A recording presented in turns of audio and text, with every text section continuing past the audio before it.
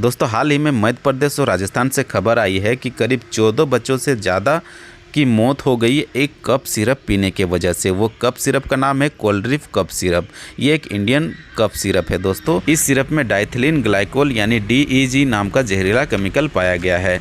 दोस्तों ये किडनी को बहुत तेज़ी से नुकसान पहुंचाता है, साथ ही ब्रेन को भी डैमेज करता है, इसलिए बच्चों के लिए जानलेवा साबित हो सकता है। सरकार ने इसे तुरंत बंद करने का आदेश दिया है। इसकी बिक्री और वितरण पर रोक लगा दी है और निर्माता कंपनी पर इसका जांच भी चल रहा है। वीडियो अच्छा लगा तो वीडियो को लाइक और चैनल को सब्सक्राइब करें। Thank you.